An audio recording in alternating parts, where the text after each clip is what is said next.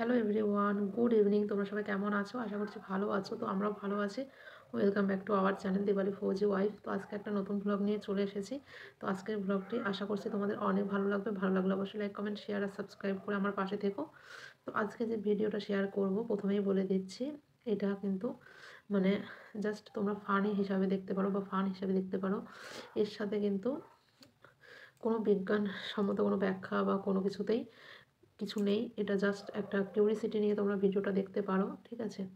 কেউ কিন্তু বলো না যে এইরকম ছিল, ওইরকম ছিল, এই হয়েছে, ওই হয়েছে। প্রথমের দিকেই বলে দিচ্ছি, ফানি হিসেবে বা একটা আনন্দ নেওয়ার জন্য ভিডিওটা তোমরা কন্টিনিউ দেখতে পারো, বা তোমাদের সঙ্গে কী কী মিল আছে না আছে সেগুলো ভেবে একটু দেখতে পারো, ঠিক আছে? তো আমি আজকে তোমাদের সঙ্গে শেয়ার করব, প্রেগনেন্সিতে একটা মেয়ে যখন প্রেগনেন্ট হয় তখন তার ঠিক শরীরের কোন কোন জায়গায় মানে ব্ল্যাক হেডস মানে কালো পড়ে গেলে, পিম্পল হয়ে গেলে, এমনকি কালো হয়ে গেলে, কী কী জায়গায় কালো হয়ে গেলে তোমাদের ছেলে সন্তান হতে পারে বা বেবি বয় হওয়ার লক্ষণ, সেটাই শেয়ার করব। বা আমার ছেলের সময় ঠিক কী কী পরিবর্তন হয়েছিল আমার মধ্যে, আমি কেন এত কালো হয়ে গেছিলাম, আমার কোন কোন জায়গা আমার বেশি বেশি কালো হয়ে গেছিলো, কত মাস থেকে হয়েছিল, আমি এখন ঠিক হয়েছে কিনা সেগুলো সমস্তটাই আজকের ভিডিওতে তুলে ধরবো।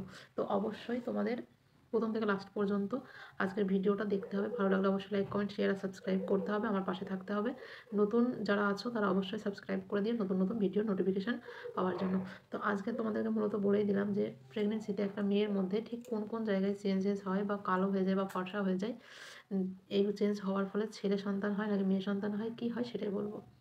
তো প্রথমেই বলি, আমাদের যখন প্রেগনেন্ট হই তখন কিন্তু আমাদের মধ্যে সামান্য কিছু সমস্যা দেখা দেয়। সেগুলো হচ্ছে বমি হওয়া, খেতে না পারা, গা গুলানো ভাব, মাথা ঘোরানো, ঠিক আছে? এইগুলো হয়। তবে যখন 5 মাস হয়ে যায় তখন দেখতে পাই কিছু সমস্যা। সেটা হচ্ছে আমাদের স্কিনের মধ্যে সমস্যা শুরু হয়ে যায়, বডি পার্টের মধ্যে সবথেকে ফেসের যে সমস্যাটা হয়েছিল আমার ছেলের সময়, সেটা বলি। সেটা হচ্ছে আমার যে মুখ, আমার মুখের মধ্যে সবথেকে যে একটা খারাপ জিনিস হয়ে গেছিলো, সেটা হচ্ছে মাস্তে। তোমরা ঠিক নাম শুনেছো, মাস্তে, যেটা আমার কোনো দিনও ছিল না, সেইটা আমার উঠেছিল মুখে। সেটা হচ্ছে আমার যখন 5 মাস কমপ্লিট হয়ে গেল, 6 মাসের দিকে গিয়ে দেখছি আমার মুখে এগুলোতে পুরো মাস্তে উঠেছে, সামান্য হালকা। ভাবতাম হয়তো গরমকাল, গরমের জন্য হয়তো মুখে জাস্ট এমনি এরকম হয়েছে। তারপরে যখন ফেস ওয়াশ করার পরেও দেখছি ওগুলো উঠছে না, তখন আমি বুঝলাম যে ওগুলো মাস্তে পড়েছে। তো তোমরা যদি দেখতে পাও তোমাদের মুখে মাস্তে পড়ছে না, তারপর নাকের এই সাইডগুলো কালো হয়ে যাচ্ছে, চোখের তলায় কালো হয়ে যাচ্ছে, তাহলে কিন্তু তোমাদের সন্তানটি ছেলে সন্তান হতে চলেছে। নেক্সট হচ্ছে, আমার সবথেকে বেশি কালো হয়েছিল, নেক্সট হচ্ছে সেটা হচ্ছে ঠোঁট।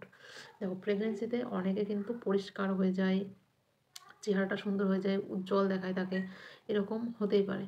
তবে কিন্তু আমি ওরকম হয়েছিলাম, দেখতে সুন্দর হয়ে গেছিলাম, চেহারায় গ্লো করতো, চুলগুলো ভালো হয়ে গেছিলো আমার মেয়ের সময়, ঠিক আছে? তবে ছেলের সময়তে মুখটা পুরো পিম্পেলও হয়েছিল, হালকা দু একটা পিম্পেল হয়ে গেছিলো, প্রচুর কালো হয়ে গেছিলাম আমি। আমাকে এখন যেমন দেখছো, পুরোটাই খারাপ ছিলাম তখনকার ব্লগগুলো দেখলে তোমরা বুঝতে পারবে। নেক্সট তো বললাম ঠোঁটটা প্রচুর পরিমাণে কালো হয়ে গেছিলো। গরমকাল একটু কী হয়, মানুষ পরিষ্কার হয়ে যায়, গরমে বারবার স্নান করা, এটা করা সেটা করা, কি পরিষ্কার হয়ে যায়। শীতকালেই বরঞ্চ মানুষকে কালো বেশি দেখায়, ঠোঁট কালো হয়ে যায়। তবে আমার ঠোঁটটাও প্রচুর পরিমাণে কালো হয়ে গেছিলো। এরকম যদি তোমরা দেখো তোমাদেরও কিন্তু ছেলে সন্তান হতে চলেছে।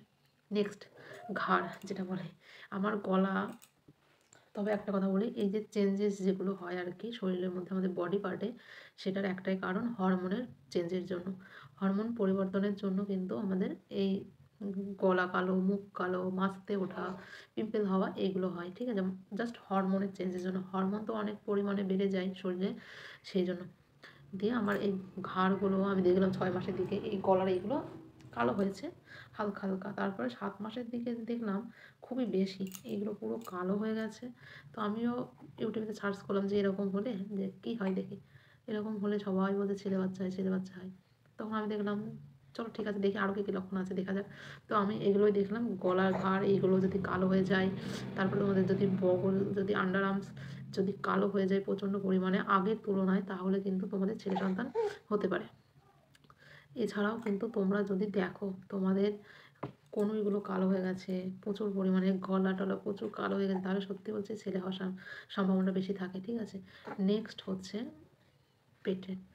পেটের নাভিটা যদি তোমরা দেখো তোমাদের মানে ভিতরে থাকো বাইরে বেরিয়ে আসুক, তো আমার ছেলের সময় বাইরে বেরিয়ে এসেছিলো। তবে যদি দেখো নাভিটা প্রচুর কালো হয়ে গেছে, পেটে যে লাইনটা ওঠে সোজা, লিনিয়া নিগ্রা বলা হয় যেটাকে, ওই লাইনটা যদি দেখো পুরো নিচ থেকে সোজা বুক পর্যন্ত, নিচ থেকে সোজা বুক পর্যন্ত এসেছে, সোজা এসেছে, কালো হয়ে গেছে, তাহলে কিন্তু তোমাদের বেবি বয় হওয়ার চান্সেস আছে। যদি সোজা একদম সোজা কালো রেখাযুক্ত ওঠে, বাঁকা টানা নয়, পুরো সোজা উঠতে হবে, তবে কিন্তু ছেলে সন্তান হতে পারে। নেক্সট আরও একটা পার্ট রয়েছে যেটা হচ্ছে ব্রেস্ট।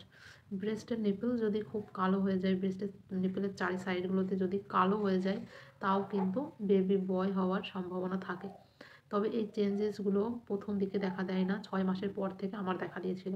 আমি দেখতে পেতাম আমার যে লিনিয়া নিগ্রা যেটা উঠেছিল ওটা কিন্তু আমার 6 মাসের পর থেকেই আমি বুঝতে পারতাম। তবে বুক পর্যন্ত উঠেছিল, সোজা উঠেছিল, হালকা কালো দাগ উঠেছিল, আর নাভিটা পুরো কালো হয়ে গেছিলো। তবে এখন কালোটা একটু একটু পরিবর্তন হয়েছে, খুব একটা বেশি পরিবর্তন হয়নি। তবে তোমার ব্রেস্টটা যতটা কালো হয়ে গেছিলো, নিপেলটা, সেই জিনিসটা ঠিক হয়ে গেছে, ক্লিন হয়ে গেছে, পরিষ্কার হয়ে গেছে। আর হচ্ছে গলাটাও অনেকটা পরিষ্কার হয়ে গেছে, মুখের মাঝতে যেটা উঠেছিল ওটাও অনেকটা ঠিক হয়ে গেছে। এবার তোমরা প্রেগনেন্সিতে যদি তোমরা দেখো এগুলো হচ্ছে, তাহলে ঘাবড়ানোর কোনো ব্যাপার নাই, এগুলো হরমোনের পরিবর্তনের জন্যই হয়। তবে এগুলো হয়ে যাওয়ার পরে, মানে বেবি হয়ে যাওয়ার পরে আস্তে আস্তে ধীরে ধীরে এই জিনিসগুলো কিন্তু একটা সময় গিয়ে ঠিক হয়ে যায়। আমি কিন্তু প্রচুর বাজে হয়ে গেছিলাম, যেটা আমার ভিডিও দেখলে তুমি বুঝতে পারবে। প্রচুর কালো হয়ে গেছিলাম, খারাপ দেখতে হয়ে গেছিলাম, চুল টুল পুরো খারাপ হয়ে গেছিলো। তবে এখন অনেকটা ঠিক হয়ে গেছি, ঠিক আছে। আবার অনেকে দেখবে প্রেগনেন্সিতে কারোর মুখ মোটা হয়ে যায়, কারোর মুখ পাতলা হয়ে যায়, কেউ দেখতে সুন্দরী হয়ে যায়, কেউ দেখতে খারাপ হয়ে যায়। তো এগুলো স্বাভাবিক ব্যাপার, হরমোনের জন্যই হয়। এছাড়াও তোমরা যদি দেখো তোমাদের প্রাইভেট পার্টে যদি দেখো খুব কালো হয়ে গেছে, যদি দেখো প্রচুর কালো হয়ে গেছে আগের তুলনায়, তাও কিন্তু তোমাদের বেবি বয় হওয়ার একটা লক্ষণ এটা। তাহলে কি বললাম, মুখের যদি পরিবর্তন ঘটে, ব্রেস্টের পরিবর্তন, প্রাইভেট পার্টের পরিবর্তন, পেটের পরিবর্তন, আর হচ্ছে গলার পরিবর্তন, এই পরিবর্তন, ঠোঁটের পরিবর্তন, এইসব পরিবর্তনগুলো যদি তোমরা দেখো তোমাদের প্রেগনেন্সি চলাকালীন, তবে প্রথম দিকে নয়, লাস্টের দিকে 6 মাস বা 7 মাসের দিকে যদি দেখো, তাহলে কিন্তু তোমাদের বেবি বয় হতে চলেছে। তার কারণ প্রথম দিকে এই চেঞ্জেসগুলো, মানে পরিবর্তনগুলো কিন্তু হয় না, লাস্টের দিকে গিয়ে বেশি বোঝা যায় আর হয়, যেটা আমার হয়েছিল। তো তাহলে তোমরা বুঝতেই পারলে যে এই যদি এরকম হয়, তাহলে কিন্তু তোমাদেরও বেবি বয় হতে চলেছে, ঠিক আছে। তবে দেখো এইগুলো আমি বললাম জাস্ট ফানি হিসাবে দেখো ভিডিওটা, কেউ আবার কমেন্ট করো না, বাজে কমেন্ট করো না কেউ, ঠিক আছে। প্রথম থেকেই তোমাদের বলে দিচ্ছি, এগুলো আমার মধ্যেও পরিবর্তন হয়েছিল, তাই তোমাদের সঙ্গে শেয়ার করলাম। তো আশা করছি তোমাদের ভিডিওটা ভালো লেগেছে। ভালো লাগলে অবশ্যই লাইক, কমেন্ট, শেয়ার আর সাবস্ক্রাইব করে পাশে থেকো। আর যাদের যাদের মিলেছে এই সিমটমসগুলো অবশ্যই কমেন্ট করো। বাই। সকলে সুস্থ থেকো, ভালো থেকো।